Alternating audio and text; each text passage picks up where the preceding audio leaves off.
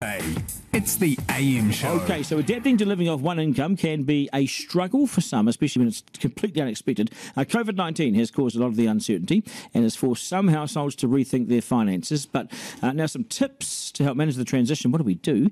Joining us now is financial advisor and author of On Your Own 2 Feet, Helen Baker. Helen, g'day. Nice to have you on the program. What's the best advice for this one?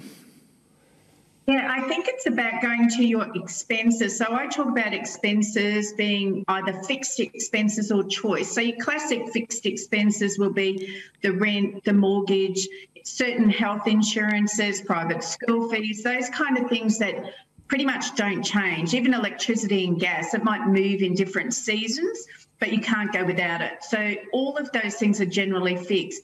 But we have the choice expenses as well. So that might be how much we spend on gifts, whether we go and see some sport, whether we go to the theatre, the movies, even groceries can sometimes fall into choice in terms of how much you want to spend and what you want to commit to. So it's about reworking what that looks like and making sure the numbers stack up. As we say, the numbers never lie. So if it doesn't add up, we need to either build up the front end or trim down some of this bottom end. It might be subscriptions as well. You might subscribe to all sorts of things for your household. They probably have to go, or at least go on some kind of holiday. You know, when I say go on a holiday, the subscriptions go on a holiday.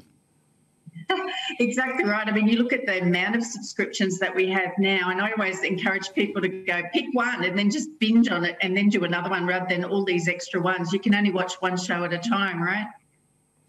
What about, Helen, an emergency fund? Should couples have emergency funds? How much should they have in this fund for days like this?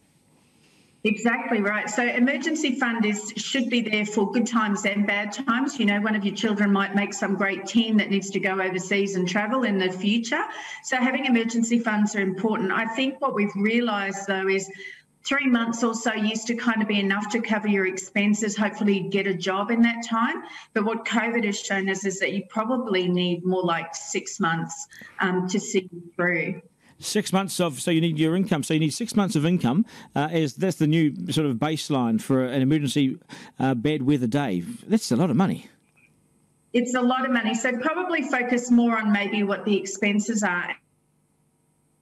And then think about other things that might be able to come in around the edges. So when you think maybe you've got some investments on the side. So at times like this, investments have a growth component and an income component. So do you use the income to support and supplement your current income, or do you need to actually sell all or some of that off in order to give you the money that you need, or to get rid of some of the debt around that fixed amount that we were talking about before? So use your investments wisely. Make sure you prop everything up with an emergency fund, even if it's not 6 months, something that helps you get by, and then look at these alternatives such as whether you rent out your home and you move back in with your parents, or they come and live with you, and how do you restructure some of those elements around the key expenses so that you still are able to keep going. And again, the more you plan for these things, when they happen, at least you've got a backup plan. It doesn't surprise you and shock you. Hey, good stuff, financial advisor Helen Baker.